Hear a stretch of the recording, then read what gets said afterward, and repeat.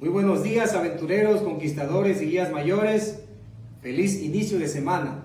Nos da gusto nuevamente que nos acompañen en este programa Especialidad en Casa. Quiero informarles que para efectos de que ustedes puedan cumplir con los requisitos que los anteriores instructores les han dado, solamente vamos a tener ahora las especialidades los días sábado y domingo. Sábados a las 3 de la tarde y domingo a las 9 de la mañana. Esto con la finalidad de que ustedes tengan una semana para entregar los requisitos que cada instructor les dará al final de su exposición. Así que hoy continuamos con nuestras especialidades. Hemos invitado a la enfermera Ana Laura Solano, quien impartirá la especialidad de ayudante de primeros auxilios para los aventureros. Y quiero también decirles que al final de la exposición ustedes tendrán que hacer o elaborar un botiquín. Ese será el requisito que ustedes tendrán que hacer durante la semana, elaborar un botiquín. Le tomarán foto cuando ya lo tengan hecho o elaborado y esa foto lo enviarán como evidencia a su director. Así ustedes tendrán derecho a obtener su parche de especialidad. Para los conquistadores, hemos invitado a nuestro hermano Josué Mayorga, quien es uno de nuestros coordinadores de zona. Él impartirá la especialidad de cactus. Así que bienvenidos sean a Especialidad en Casa. Hola, ¿qué tal? Buenos días. Mi nombre es Ana Laura, soy enfermera y en esta mañana me han invitado a poder impartirles la especialidad de ayudante de primeros auxilios. ¿Qué es primeros auxilios? Primeros auxilios es la ayuda inmediata y temporal que le podemos brindar a una persona mientras llega la asistencia médica. En esta mañana les voy a explicar cómo debemos de tratar o de limpiar una herida, una quemadura, algún tipo de hemorragia o vendajes.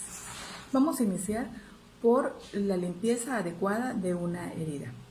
La limpieza adecuada de una herida es, primeramente, la persona que va a brindar la asistencia o la ayuda a una persona lastimada es lavarse las manos. Siempre es importante ante hacer cualquier actividad de este tipo, lavarse las manos adecuadamente con agua y con jabón. ¿Por qué es importante? Porque nosotros mismos podemos transmitir cualquier tipo de bacteria al momento de tocar la herida y provocar algún tipo de infección. Entonces, ¿qué debemos de hacer? Debemos de lavar la herida bajo el chorro de agua limpia. Si no tenemos una solución estéril, pues lo podemos hacer bajo el chorro de agua purificada, que mientras que el agua esté limpia, es funcional. Utilizar un jabón neutro para el cual vamos a limpiar muy bien la zona de la herida. Es importante que antes de colocar cualquier antiséptico o cualquier medicamento indicado por un médico, es el lavado. Es muy importante que se realice el lavado con agua y con jabón. ¿Para qué? Para poder retirar cualquier residuo de tierra, de agua sucia o con lo que haya tenido contacto en la zona de la herida. Es muy importante que lo realicemos. Después de que hayamos realizado el lavado adecuado con agua y con jabón, lo vamos a dejar secar. Una vez que seque, o podemos utilizar lo que es una gasa seca. Y una vez utilizando, haber secado la herida, vamos a utilizar cualquier sustancia antiséptica. ¿Cuál puede ser una sustancia antiséptica? Puede ser agua oxigenada, clorexidina, o pues en las farmacias también venden otro tipo de antisépticos, variando la economía del hogar. En este caso es muy importante, les aclaro, no utilizar mertiolate, no utilizar el muy conocido toque violeta o la tintura violeta. En su momento fueron muy buenos antisépticos, pero ahora ya no es recomendable utilizarlos. Una principalmente porque contienen color. El color al momento de tener contacto con la piel, con la herida, pinta. Entonces, para nosotros es importante tener visible naturalmente la herida o la raspadura. ¿Por qué? Porque pasando 1 o 2 días, si no vemos que hay una buena cicatrización, entonces nosotros con la tintura de estas sustancias no nos permite ver si tenemos una coloración diferente en la zona de la herida. ¿Cómo podemos saber si hay alguna infección? Pues todo lo que es alrededor de la herida, ahí se cambia de color, se puede poner en color rojo normalmente, empieza a tener una coloración roja alrededor de la herida. Entonces es importante no utilizar este tipo de sustancias para tener una mejor visibilidad y vigilancia de la herida. También es muy importante valorar los golpes. Ustedes saben que con frecuencia nuestros niños o ustedes como niños siempre se caen, andan corriendo, andan jugando a la pelota y sufren golpes. Es muy importante, chicos, que se cuiden. Acuérdense que los accidentes no solo es porque ay me caí, se acabó. No, a veces los accidentes son por descuidos. Los accidentes ocasionalmente son por descuidos. Papá y mamá siempre nos están, ¿verdad?, cuidando y protegiendo de que no te subas aquí, no agarres esto, no agarres el otro, porque te puedes cortar, te puedes golpear, te puedes quemar. A veces nosotros o los niños, como ustedes, no toman en cuenta eso, pero sí es muy importante que ustedes obedezcan para evitar este tipo de accidentes. Con un golpe, ¿qué vamos a hacer? Cuando hay un golpe, normalmente se nos pone una zona color morado. Esto sucede porque en el momento del golpe hay ruptura de algún vaso sanguíneo. Entonces, como no hay una laceración o alguna raspadura externa, pues solo se mantiene lo que es el hematoma allí, el moretón. ¿Qué vamos a hacer? Vamos a colocar ya sea compresas con agua fría, no sé, cubitos de hielo en alguna compresa y vamos a colocarlo directamente sobre la zona golpeada. Inmediatamente después que ya hayamos tenido los fomentos de agua fría o de compresas frías sobre la zona del golpe, si tenemos alguna crema tópica antiinflamatoria o desinflamatoria, la podemos colocar. ¿Para qué? Esto nos va a ayudar a que pueda ir disminuyendo poco a poco la inflamación y el dolor del golpe. Es muy importante, no solo los niños ocasionalmente tienen golpe en las piernas, en las rodillas, en los brazos, pero con mucha frecuencia los niños menores de 6 años o de 2 años que están aprendiendo a caminar bien, aprenden a correr. La mayoría de estos niños los golpes los llevan en su cabecita, en lo que es la zona de la frente, lo que es la zona de la barbilla. Entonces es muy importante que tomemos en cuenta esto. Si es un golpe pequeño en el cual no se presentó ningún tipo de hematoma o como muchos le llamamos algún chipote, ¿verdad?, en lo que es la zona de la frente o donde haya sido el golpe, pues vamos a colocar nuevamente lo que son las compresas frías, el hielito frío, a tolerancia, ¿verdad?, de tal manera que no causemos ningún tipo de quemadura por el hielo. Entonces es importante que tomemos en cuenta la vigilancia. Hay que vigilar constantemente al niño después de haber sufrido un golpe en lo que es la zona de la cabeza. ¿Cómo podemos vigilar? Estar vigilando constantemente si el niño no vomita, no tiene náuseas, si el niño presenta mucho sueño. Normalmente cuando llevan un golpe muy fuerte, cuando no hay una herida externa, es muy difícil que nosotros sepamos si realmente tuvo algún daño interno o no el niño. Pero una de las características que presentan después de haber tenido un traumatismo craneoencefálico por algún golpe o una caída es estas. Presentan náuseas, presentan vómito, inmediatamente presentan somnolencia, que somnolencia empiezan a tener sueño, inmediatamente después del llanto empiezan a tener mucho sueño. ¿Qué debemos de hacer? No dejarlos dormir, no hay que dejarlos dormir, hay que mantenerlos activos. Si es que no presentan vómito, hay que mantenerlos activos, no dejar que duerman. En dado caso de presentar a uno de estos síntomas, es importante inmediatamente llevarlo a su centro de salud más cercano. En dado caso Normalmente cuando en temporadas de mucho calor, no necesariamente es porque tengan alguna lesión en lo que es la zona de la nariz.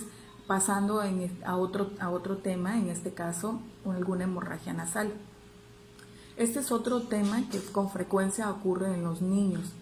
Los niños, pues, muchas veces juegan debajo lo que es el sol, hay mucho calor, vivimos en zonas muy calurosas, muy calientes, y cuando el niño no está bien hidratado, pues se secan, se tienden a resecar la mucosa, entonces ocasiona muchas veces rupturas de vasos sanguíneos en lo que es las zonas de la nariz. Es muy importante, ¿qué debemos de hacer en dado caso de que presente una hemorragia nasal? Si su niño o niña presenta una hemorragia nasal, es importante que inclinemos el cuerpo del tronco a la cabeza hacia adelante. Ojo, no es recomendable inclinarnos hacia atrás ni hacer este movimiento. Esto no se hace. ¿Por qué? Porque nosotros podemos provocar que haya alguna obstrucción en la vía respiratoria. Recuerde que en los sangrados, la sangre, se forman coágulos. Al momento de formarse coágulos podemos obstruir la vía respiratoria. Entonces, lo ideal es inclinarnos o inclinar a nuestro niño hacia adelante, ¿sí? Haciendo una leve inclinación hacia adelante, sujetando lo que es el puente nasal, la zona del tabique, y hacer presión, ¿sí? Hacer una presión de 3 a 5 minutos. Una vez que hayamos terminado de hacer la presión, ¿sí? Retiramos y valoramos si no continúa el sangrado. Si no continúa el sangrado, por favor, aunque el niño sienta que tiene algo aquí en la nariz, normalmente se ven los coágulos, se siente el coágulo de la sangre en la nariz, por favor no permita ni vaya a hacer que el niño se suene la nariz. ¿Por qué? Porque una vez que la hemorragia se detiene, se empiezan a formar coágulos, ¿sí? Entonces, al formarse el coágulo, esto permite que deje de sangrar, ¿sí? Esto hace que la hemorragia se detenga. Entonces, es muy importante que no vayan a sonarse la nariz, no hacer este movimiento. Entonces, si el niño o la niña, después de ciertos minutos en que hayamos valorado si sigue sangrando o no, continúa con el sangrado, entonces podemos utilizar tapones. Por favor, no utilicen tapones de algodón. El algodón contiene muchas fibras sueltas, entonces esto puede ocasionar que se nos vaya puede ocasionar cualquier reacción en el niño. Entonces es importante de preferencia utilizar una gasa sin que la corte, solo haga un rollito de gasa, introdúzcalo en la narina del lado donde esté sangrando y vamos a hacer un tapón con una gasa. ¿Ok? Es importante que hagamos el tapón con una gasa y llevarlo inmediatamente a tu centro de salud más cercano. ¿Por qué? Porque pues a lo mejor puede ser que algo más esté ocasionando este sangrado.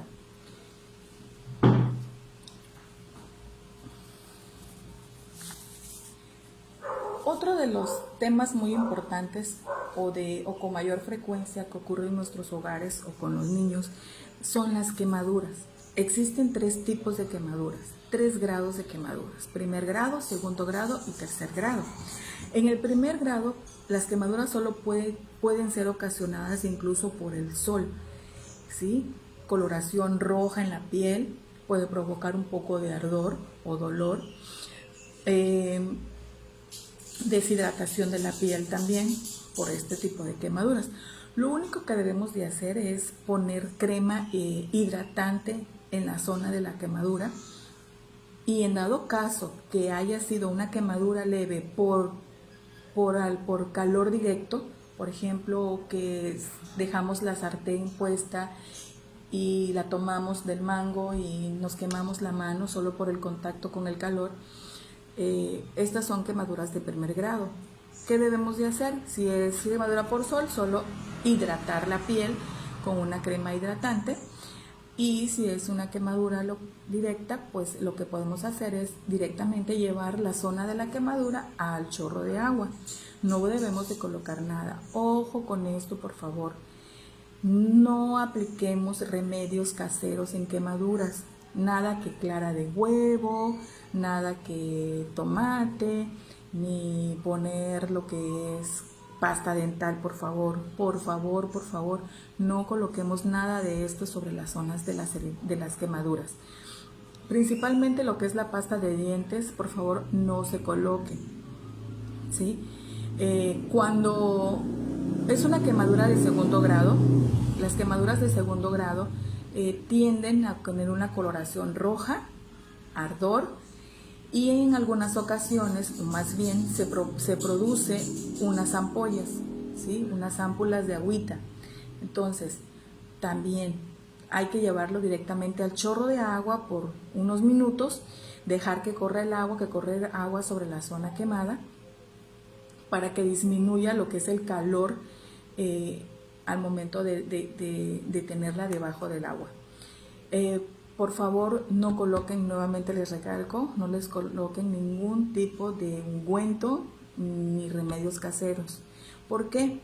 Porque normalmente las quemaduras de segundo grado empiezan poco a poco a tener su efecto a las ampollas.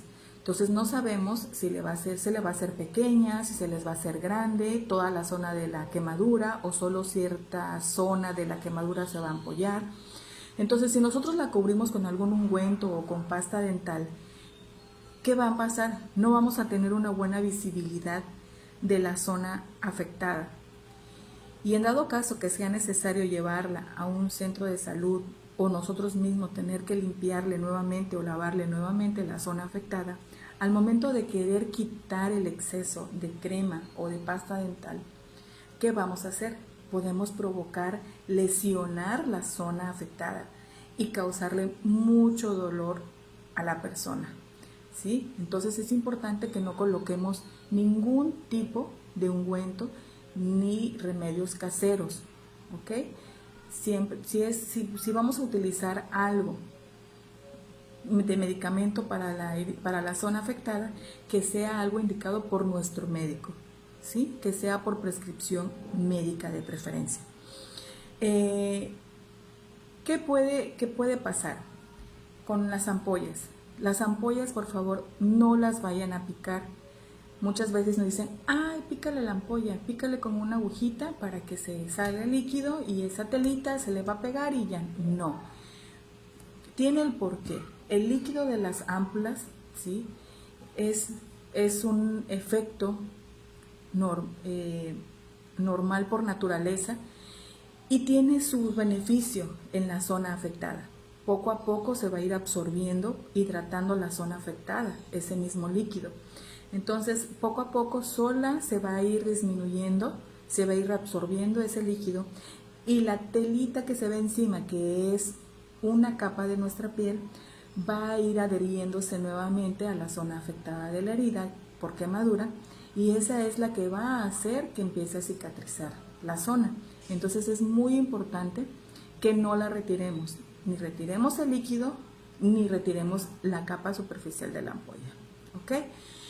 Porque aparte de que podemos provocar una infección y que esa herida por quemadura se agrave. Las quemaduras de tercer grado. Las quemaduras de tercer grado se ven muy delicadas, mas sin embargo no duelen. Ustedes dirán, ¿cómo? Pero si se ve todo ya sangrando, supurando alguna sustancia por allí, por la herida, se ve muy grande y uno la ve y tú dices, oh, le ha de doler mucho y le ha de causar mucho ardor, pero no. Ojo, las quemaduras de tercer grado no duelen y es con las que tenemos que tener más cuidado con los niños. Ellos no van a referir que les duele. ¿Por qué? Porque las quemaduras de tercer grado ya están dañados ciertos nervios, ¿sí? Las quemaduras de tercer grado ya se dañaron nervios, los cuales son los que sensibilizan la zona de la piel. Entonces, En este caso, en las quemaduras de tercer grado, es importante ir inmediatamente al centro de salud más cercano para que reciba la asistencia médica adecuada, ¿sí? Lo que podemos hacer en lo que llegamos a lo que es el centro de salud más cercano es cubrir la herida, ¿sí? Con una gasa limpia, una gasa estéril, y de preferencia humedecerla, humedecer un poco lo que es la gasa con agua estéril o agua purificada en la zona para que la gasa no se pegue, y cubrirla con un paño o cubrirla con una venda limpia. Vendas, por favor, es muy importante que las vendas o los paños que vayan a utilizar para cubrir alguna herida, alguna raspadura, alguna quemadura, siempre estén limpias. ¿Por qué siempre tienen que estar limpias? Porque recuerden, manos limpias, gasas estériles. Si nosotros hacemos todo adecuadamente, vamos a prevenir cualquier riesgo de infección y que se agrave en nuestro paciente. Entonces, ¿qué pueden ocasionar las quemaduras? Las quemaduras no solo la ocasiona el calor, la ocasionan el fuego, el hielo ocasiona quemaduras, sustancias químicas, ¿sí? Los detergentes o cualquier tipo de sustancia química que tengamos en casa o en nuestro trabajo puede ocasionar quemaduras. También la pueden ocasionar lo que es el calor, todo este tipo de cosas que ocasionan quemaduras. ¿Cuáles son sus características de una quemadura? Dolor, ardor, coloración roja, inflamación o hinchazón y la formación de ampollas. Ojo con cada una de esas características para poder distinguir de una quemadura en qué grado están, ya sea primero, segundo o tercer grado. En base a eso ustedes van a poder valorar si es necesario o no llevarlo a un centro de salud más cercano. Así que debemos de tener mucho cuidado, chicos y chicas, niños y niñas, en tener que obedecer. No es tener, en obedecer cuando nos indiquen nuestros padres, nuestros consejeros o un adulto mayor que no debemos de tocar cosas que nos pueden causar daño o hacer cosas que nos pueden causar algún daño. En esta tarde también les voy a enseñar a qué hacer en dado caso que el niño o niña, por ejemplo, nosotros normalmente tenemos actividades al aire libre. Al aire libre podemos encontrarnos con muchas cosas, desde caernos por una roca, desde quemarnos por el exceso de sol, y también podemos tener alguna picadura por algún insecto. Normalmente a veces en los árboles vemos los panales de abejas, avispas, y como niños a veces son muy curiosos y les gusta, ¿verdad?, estar cerca. La mayoría de los niños no le teme al peligro, sinceramente no le teme al peligro. Pero, ojo chicos, es muy importante, ¿sí?, que ustedes se cuiden. Recalco, los accidentes son por descuidos, ¿ok? Normalmente son ocasionados por descuidos, por no obedecer a las indicaciones que se les dan. Si el niño o niña recibe alguna picadura por algún insecto, por alguna abeja, alguna avispa, es muy importante ver la zona de la picadura. Si en la zona de la picadura no vemos ningún aguijón, lo único que tenemos que hacer es lavar, ¿verdad? Lavar muy bien con agua y con jabón la zona afectada. Y sobre todo, tomar en cuenta que el niño o niña no sea alérgico a algún medicamento o a algún animal, algún alimento. Eso es muy importante. Siempre debemos de conocer los antecedentes médicos de nuestros niños y niñas. Si no son alérgicos a nada y vemos que no tiene algún aguijón, simplemente lavamos la zona de la picadura con agua y con jabón. Abundante agua y jabón y secar perfectamente y cubrirlo con una bandita como esta, ¿sí? Una vez que hayamos revisado la herida y si vemos que hay algún aguijón en la zona de la picadura, es importante que siempre tengamos a la mano, no sé, unas pincitas como estas, comunes, ¿verdad? y con una de estas o con alguna tarjetita que tenga la punta romba, podemos retirar el aguijón, en un solo movimiento retirarlo. ¿Por qué retirarlo? Porque el aguijón, justo lo que es el aguijón, suelta sustancia, una sustancia la cual es la que hace que dañe la zona afectada, la que causa el dolor, la inflamación, a veces provoca adormecimiento en la zona del piquete. Una vez que hayamos retirado el aguijón, no vamos a exprimir, no vamos a rascar, no vamos a hacerle nada. Solo es lavarlo con abundante agua y jabón nuevamente y estar vigilando la zona, cubrirla con una bandita, una curita. Y si al niño persiste de que le duele o que se le haya inflamado más lo que es la zona alrededores de la zona de la picadura, pues es importante que le estemos valorando y si no cede, pues ir inmediatamente con un médico o al centro de salud más cercano. Muy bien, después de haber visto estos temas que acabamos de mencionar, ahora yo les voy a hablar acerca de los vendajes.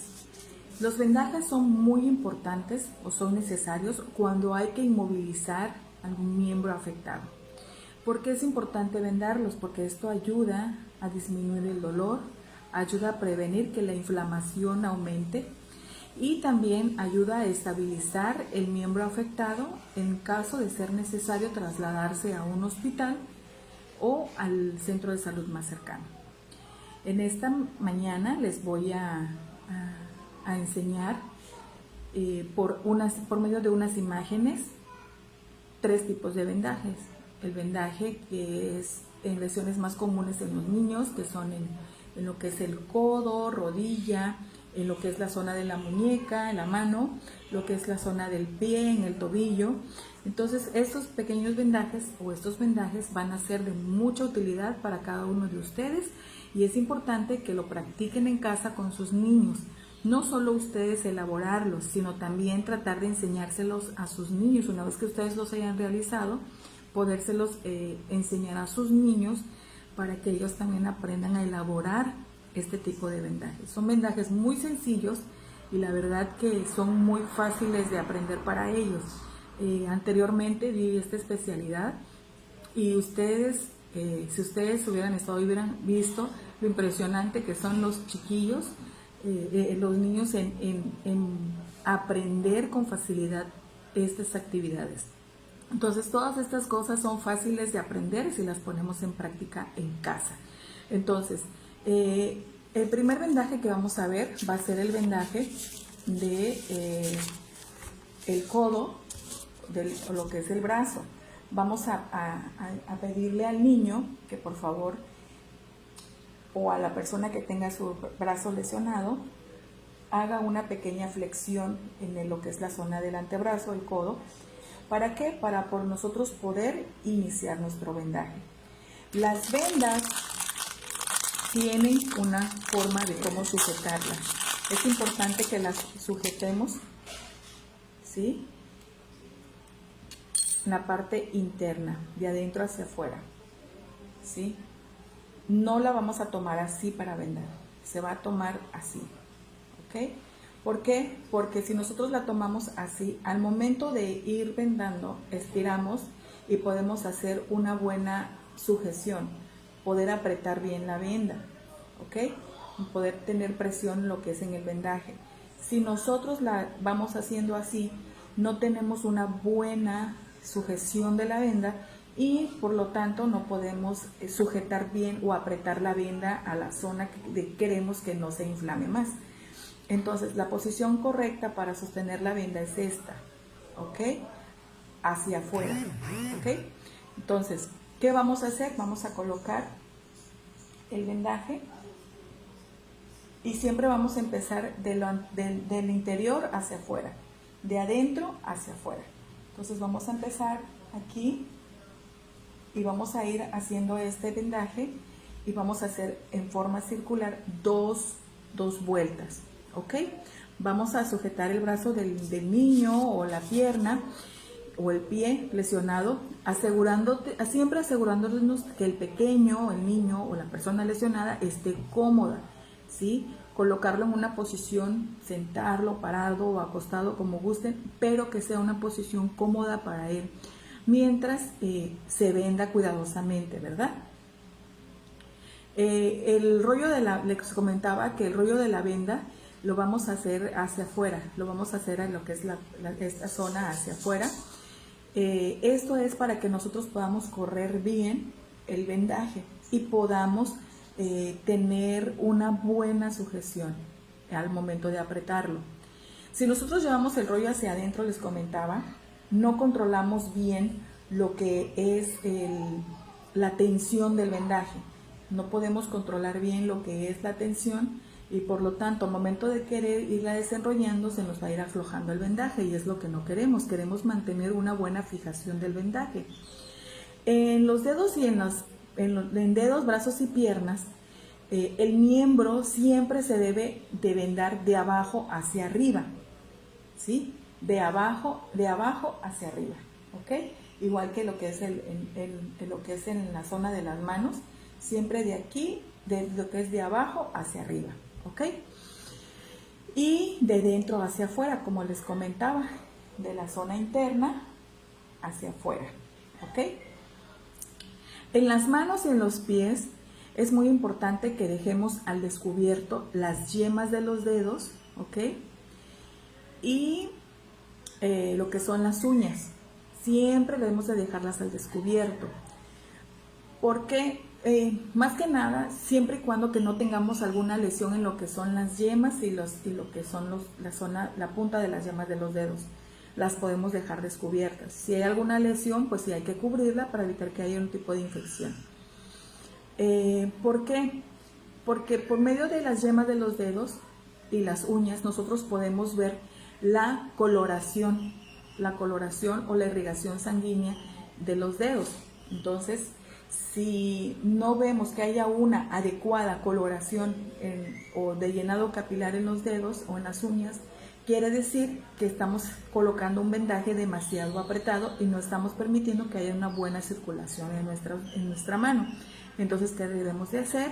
Iniciar nuevamente nuestro vendaje haciéndolo de manera ajustada, pero tratando de no ajustar demasiado, evitando que haya una buena circulación. Son aconsejables que si hay que ajustar, si hay que sujetar un apósito, es recomendable que utilicemos un vendaje, ¿ok? Bueno, antes de vendar a los niños, les comento, es muy importante que si el niño tiene algún objeto en sus manos, también tenemos niños en nuestro club que no son miembros de nuestra iglesia, que puede traer alguna pulsera, algún anillito o algo que pueda tener, algún objeto que pueda portar en su mano. Es muy importante que se retire antes de colocar cualquier tipo de vendaje. ¿Por qué retirarlo? Porque cuando hay una lesión hay una inflamación. Entonces, al momento de vendar, puede inflamarse un poquito más, o bien podemos, al momento de sujetar la venda o apretar la venda, podemos causar que estos objetos no puedan salir después por la inflamación. Entonces podemos lesionar más lo que es la manito del niño. Entonces es importante retirar cualquier objeto que pueda ocasionar algún daño en el vendaje. Les comentaba, ¿verdad? El secar bien lo que es la zona, secar muy bien toda la zona que se va a vendar, ¿sí? ¿Por qué? Porque las vendas causan humedad, proporcionan calor y humedad. Entonces lo que queremos es de que se mantenga seca la zona. Si tenemos alguna herida, colocar una gasa o una compresa en la zona de la herida y posteriormente vendar. Para que no se nos pegue la gasa, ¿verdad? No es necesario usar un ungüento, ¿verdad? Solo podemos poner unas gotitas de solución antiséptica o agua oxigenada o agua estéril en lo que es la zona de la herida para que ahí no se pegue la gasa y posteriormente al retirarla no vaya a causar alguna lesión mayor o dolor en el niño. Es aconsejable las vendas para disminuir la inflamación en las zonas lesionadas. Se realizan vendajes de 8 en los codos, rodillas, manos, muñecas y pies, que son los vendajes que vamos a ver el día de hoy. Y los vendajes son muy aconsejables si hay que inmovilizar un brazo o una pierna tras un golpe o alguna torcedura. Entonces, como les comentaba, existen diferentes tipos de vendas, de tamaños. Tenemos este tamaño de venda, que es el único que yo tengo en este momento aquí, es el de 5 por 5, quiere decir de 5 centímetros de ancho por 5 metros de largo. Existen vendajes en mano y pie, el cual las medidas son de 7.5 centímetros de ancho por 10 metros de largo, y los más utilizados para lo que es brazo, antebrazo, pierna, codo o rodillas son las de 15 centímetros por 10 metros, o sea 15 centímetros de ancho por 10 de largo. Esos son los vendajes los vendajes recomendados o las vendas recomendadas para estas zonas a vendar. Muy bien, vamos a iniciar con el vendaje del que les comenté hace un rato, el de codo o brazo. Les comentaba que es importante iniciar, tener una pequeña flexión e iniciar el vendaje de adentro hacia afuera, ¿verdad?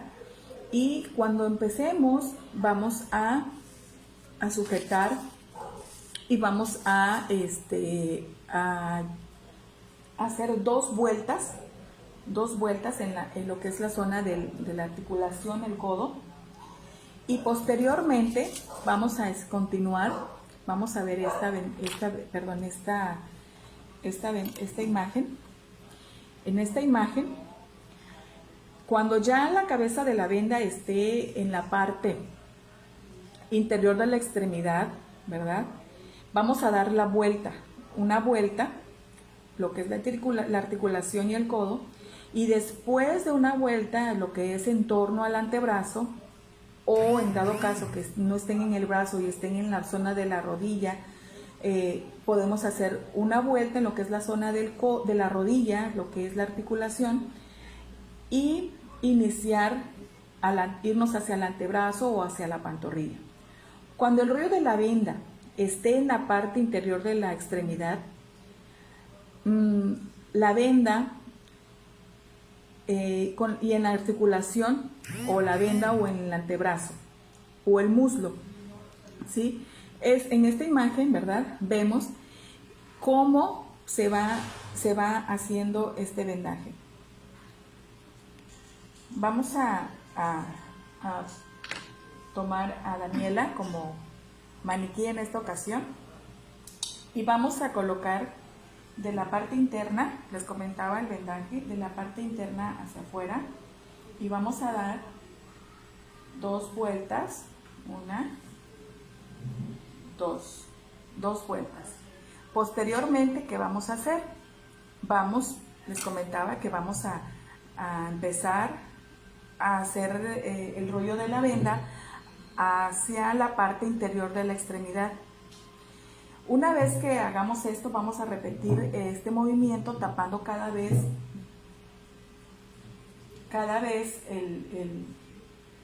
la vuelta que dimos. En eso le llamamos un vendaje de 8, porque vamos a irnos de un extremo al otro. 1, y vamos a continuar de este lado y nos vamos a ir aquí. Y después nos vamos a este lado.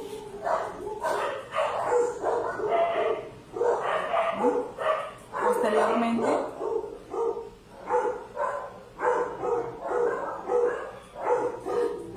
¿qué va a pasar? No se ve muy claramente en la figura que se forma aquí, pero al momento de ir haciendo el vendaje se va a ir formando esta figura, ¿sí? Es como una espiga, ¿sí? Al momento de que se va haciendo esta figura, vamos a ir repitiendo los movimientos, ¿sí? Cada vez 2/3 de venda de cada vuelta, ¿sí? Una vez que hayamos continuado con este vendaje y haciendo este mismo procedimiento una y otra vez, vamos a acabar el vendaje, ¿ok? Con 2 vueltas, ¿ok? Vamos a acabar el vendaje.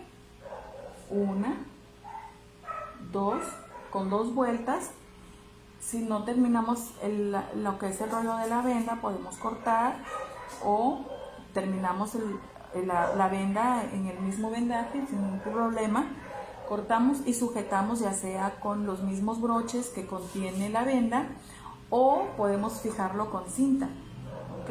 De tal manera que la manera en que lo vayamos a asegurar sea una manera en la que no se vaya a desajustar la venda o vaya a causarle alguna lesión al afectado, ¿verdad? Este es el vendaje para lo que es el antebrazo, ¿ok? Aquí está la manera en cómo va a quedar, ¿ok? Vamos a repetir las imágenes, ¿ok? Primero es esta.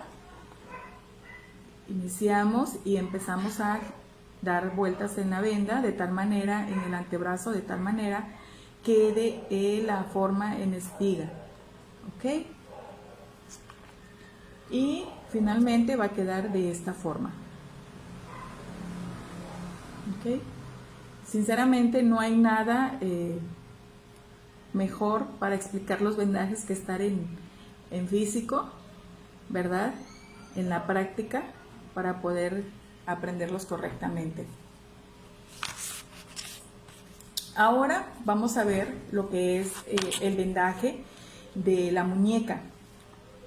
En el vendaje de la muñeca vamos a colocar la venda en la parte interior de la muñeca y vamos a dar 2 vueltas alrededor de esta, como lo muestra la imagen, ¿ok? ¿Cómo lo vamos a hacer? ¿Ok? Tenemos nuestra venda nuevamente y vamos a colocar 1 y 2 vueltas, ¿ok? 2 vueltas en lo que es la zona de la muñeca. Cuando tengamos la venda a la altura del pulgar, ¿sí? En este caso, ¿qué vamos a hacer? Vamos a correr el vendaje hacia la altura del pulgar. Cuando tengamos a la altura del pulgar, ¿sí? Vamos a cruzar el dorso de la mano, ¿sí? Lo vamos a cruzar de esta manera. De esta manera vamos a cruzar la venda en diagonal hasta llegar ¿a dónde? Hasta llegar al meñique, ¿ok? Recuerda que no debemos de cubrir lo que son los dedos. Los dedos, las yemas de los dedos deben de quedar al descubierto. Y vamos a regresarnos, ¿ok? En este caso, ¿sí? Aquí está la manera en cómo lo vamos a colocar, la imagen de cómo vamos a colocar el vendaje, ¿ok? Y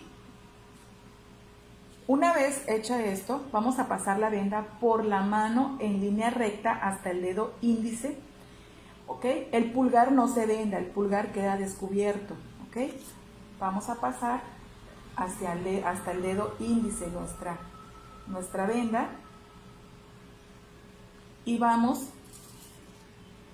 a llevar la venda otra vez al dorso de la mano y trazar una línea diagonal desde el índice hasta la muñeca en sentido contrario al diagonal anterior que se formó cuando hicimos el primer vendaje, cuando iniciamos el vendaje, ¿ok?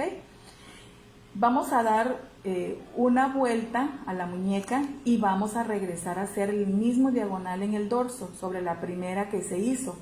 Y así nos vamos a ir cubriendo con esta vuelta solo 2/3 de la vuelta anterior, ¿ok? Vamos a, una vez que hicimos esto, estira tus dedos, muy bien, ¿ok?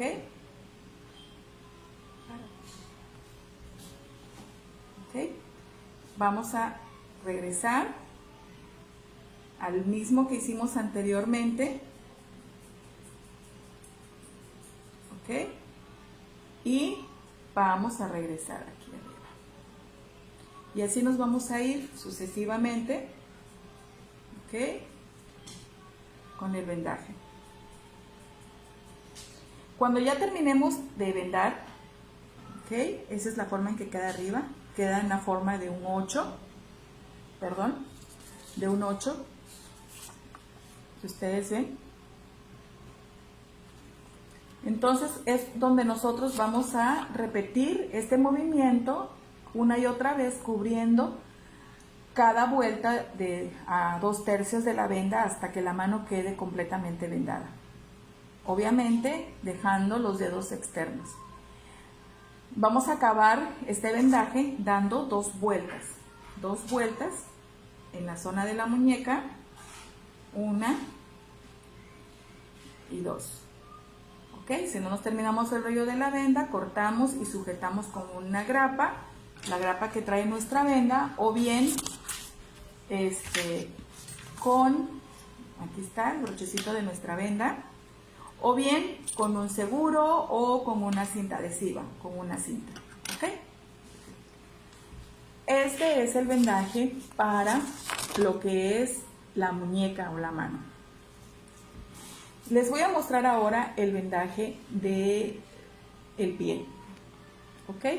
Para el vendaje del pie vamos a colocar, ¿sí? Vamos a colocar el extremo de la venda en la planta del pie, en la base del dedo gordo del pie. ¿Ok? Y vamos a dar una vuelta sobre lo que es la base de los dedos. ¿Ok? Vamos a dar una vuelta hasta tener la venda en el dorso del pie. Vamos a iniciar en la base, la vamos a girar lo que es la venda y la vamos a dejar sobre el dorso del pie hasta tenerla a la altura del dedo gordo. Cuando ya la tengamos a la altura del dedo gordo, ¿sí? Vamos a trazar una diagonal desde el dedo gordo por encima del empeine hasta lo que es el tobillo. ¿Ok? Y una vez que llegamos al dedo gordo, vamos a trazar una línea diagonal sobre el empeine y lo vamos a pasar sobre la parte de atrás del talón, lo que es el tobillo. ¿Ok? Vamos a dar una vuelta alrededor del tobillo y cruzar el empeine en diagonal hasta el dedo meñique, no olvidando que las yemas y las uñas deben de quedar descubiertas para poder estar observándolas. Vamos a llevar las vendas a través de la planta del pie en línea recta hasta el dedo gordo. ¿Ok? Es muy importante que lo pasemos por la parte de abajo del pie y nuevamente pasarlo sobre esta zona. ¿Ok? Vamos a llevar la venda al dorso del pie y cruzar el empeine en diagonal hasta el tobillo. Esto lo vamos a ir repitiendo, la forma del vendaje en 8, la vamos a ir repitiendo, cubriendo cada vuelta 2/3. ¿Ok? Lo mismo que hicimos con el de la mano, cubrir 2/3 de la venda de la vuelta anterior hasta que el pie esté cubierto. El talón tiene que quedar descubierto, ¿ok? Y al igual que los dedos de los pies, los debemos mantener al aire. Y vamos a finalizar lo que es en la zona del tobillo, ¿ok? Con 2 vueltas. Muy bien. Vamos a ver si lo podemos hacer con Daniela.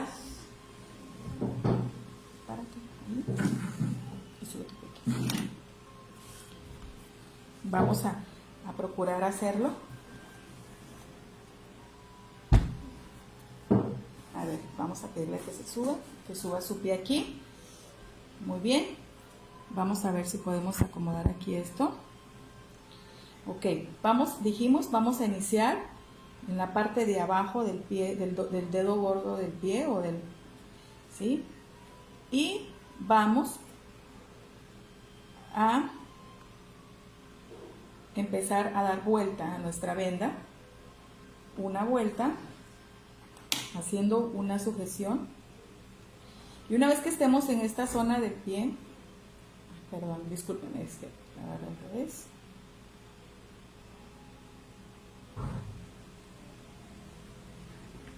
Muy bien, una vez que demos la primera vuelta,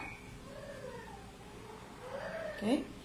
Vamos a cruzar diagonalmente hacia la parte de atrás del tobillo. ¿Ok?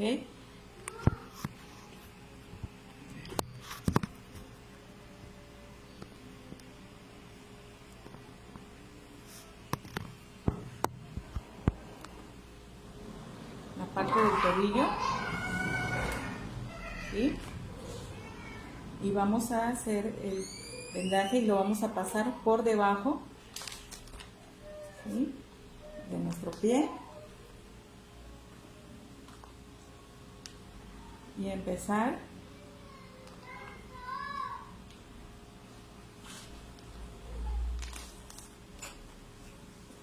a pasar nuestro vendaje.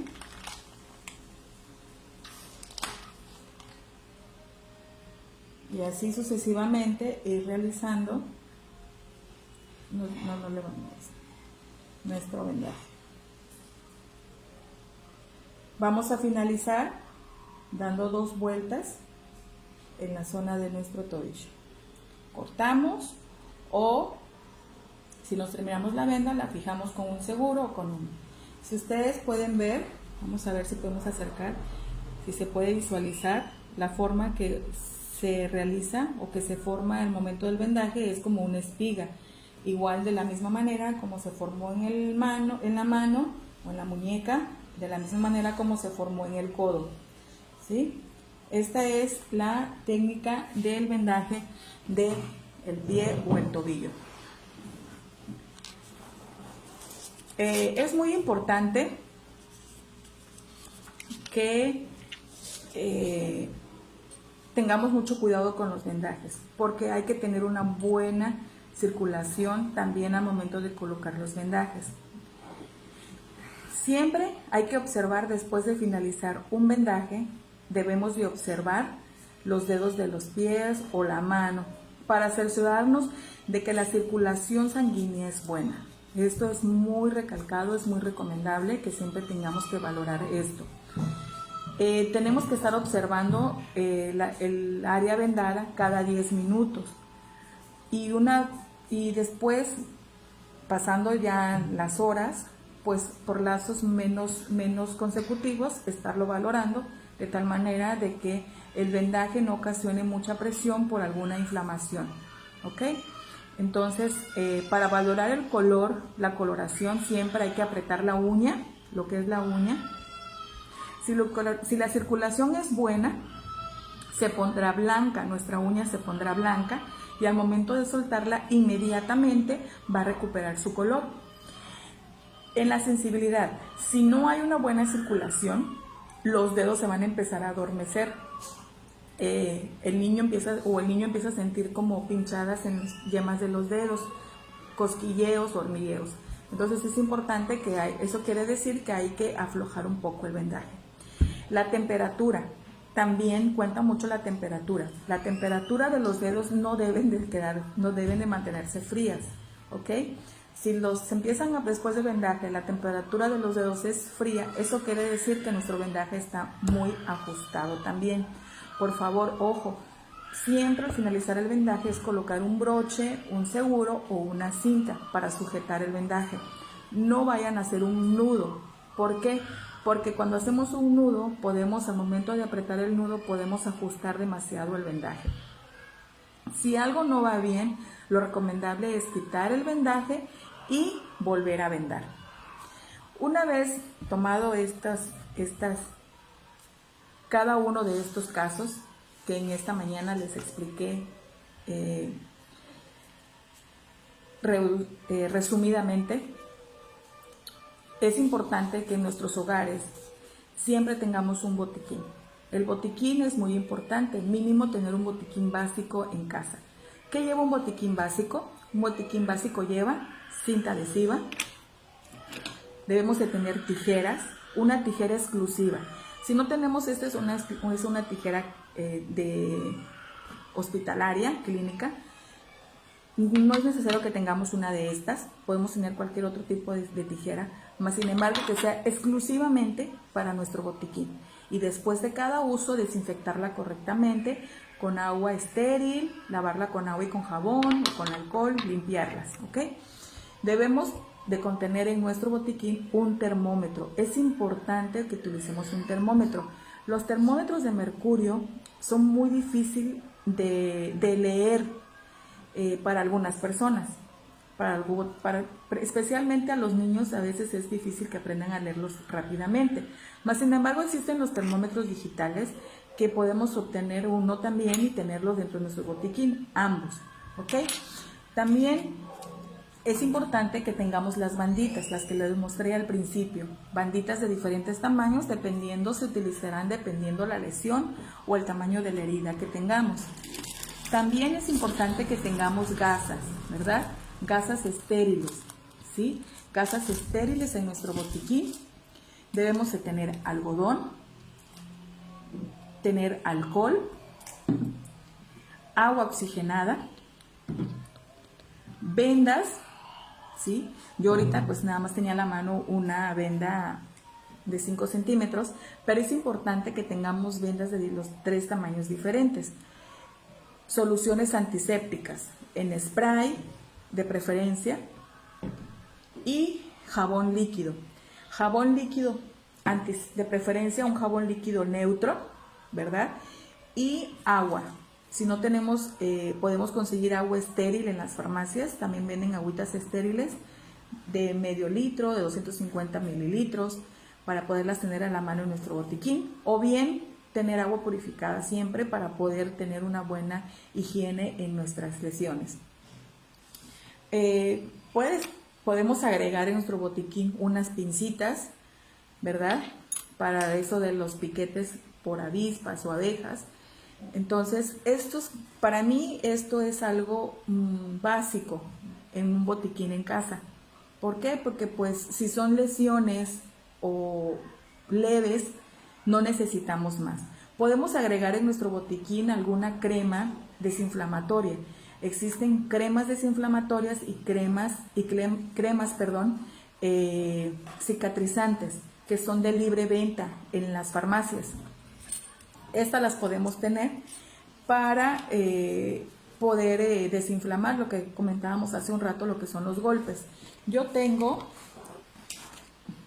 este es un gel, ¿sí? Este gel se puede mantener en refrigeración para que no se congele, y en dado caso que el niño o niña tenga algún golpe, un hematoma, un chipote, se coloca la compresa fría, se puede cubrir con un paño, con una compresa, para que no esté directamente a la piel y no vaya a causar alguna quemadura por frío o por hielo. O bien lo puede congelar también. Este está entre congelado y suave el gel, ¿sí? Mantenerlo siempre, tratar de mantener siempre este tipo de cosas en nuestro refrigerador para cualquier emergencia que nuestros hijos puedan tener, ¿ok? Pues estas son cosas importantes que debemos de mantener en nuestro botiquín. Esta clase es especialmente para los niños. Por esta situación que estamos teniendo, no se puede hacer más dinámica, más atractiva para ellos, más sin embargo, espero que ustedes, papitos, hayan puesto la atención adecuada para poder practicar con ellos en casa, ¿ok? Antes de terminar, yo quiero explicarles un poquitito acerca del símbolo de la Cruz Roja Mexicana. El símbolo de la Cruz Roja Mexicana es un logo internacional, ¿sí? Es un logo el cual en muchos años atrás, precisamente en el siglo XIX o antes del siglo XIX, había una característica que se identificaba en cada ejército o las fuerzas armadas de cada país. Entonces cada país tenía su emblema, el cual los identificaba o identificaba la zona de área médica para poder darle asistencia médica a los heridos. Pero hubo un personaje, un hombre de nacionalidad suiza llamado Henry Dunant. Henry Dunant, este señor, vio que en ciertas ocasiones, en el periodo de guerra o de enfrentamientos armados, él observó que esto es lo que pasaba. Entonces, a él se le ocurrió ¿por qué no tener un emblema o un símbolo que identificara esto a todo el mundo, que se fuera uno nada más? Entonces, es de ahí donde nació el emblema de la Cruz Roja o el símbolo de la cruz que identificamos como en las carreteras. Vemos el símbolo que si vemos la cruz quiere decir que tenemos algún hospital, algún centro de salud o una atención médica cercana. Este señor, para poder lograr eso, tuvo que hacer muchas cosas, incluyendo reunirse con diferentes grupos de guerra, diferentes personas, para poder lograr convencer que existiera un solo símbolo internacional. Es el mismo símbolo en diferentes países. Lo que varía a veces es el color de la cruz, pero el símbolo es el mismo. Entonces, este hombre, en 1859, quien era un hombre de negocios y era muy filántropo, después de muchas reuniones para poder tener un solo símbolo de salud, el 26 de octubre de 1863, él logró que en una junta interna se votara y se llegara a la conclusión de que sí existiera este símbolo universal. Entonces, se declaró que este símbolo iba a ser, pero no sé cuántos de ustedes han visto la bandera suiza. La bandera suiza es la bandera color blanca y el fondo rojo. Entonces, como él fue el que ideó esta propuesta, en la junta que ellos realizaron se votó que iba a ser el emblema de la bandera suiza, pero con los colores invertidos. Quiere decir que la bandera es color roja con el fondo, la cruz color roja con el fondo blanco. Y se celebra el aniversario de la Cruz Roja cada 8 de mayo. ¿Sí? ¿Por qué? ¿Por qué el 8 de mayo? No fue porque ese día se haya declarado que ese iba a ser el símbolo, sino se hizo en honor a la fecha de nacimiento de este hombre que logró convencer a todas estas personas, ¿sí?, para poder hacer este logo universal. 8 de mayo, en nuestro país y en muchos países del mundo, se celebra el Día Nacional de la Cruz Roja, mexicana o internacional. Entonces, es en nombre a esta persona, al señor Henry Dunant. 8 de mayo es el Día Internacional de la Cruz Roja. Niños, esto es algo muy impresionante, ¿verdad? Saber cómo las personas se esfuerzan porque este tipo de cosas lo tengamos siempre presentes, ¿sí? Siempre que veamos a estas personas que prestan el servicio a la salud de la Cruz Roja o algún paramédico, algún médico o una enfermera, les podemos, ¿verdad?, siempre agradecer la labor que ellos hacen. Y nosotros podemos también ayudar a otros aprendiendo estas cosas que el día de hoy pudimos repasar, y espero que en sus hogares con sus papitos lo puedan poner en práctica. Muchas gracias por su atención y el tiempo brindado a esta clase. Que tengan un excelente día.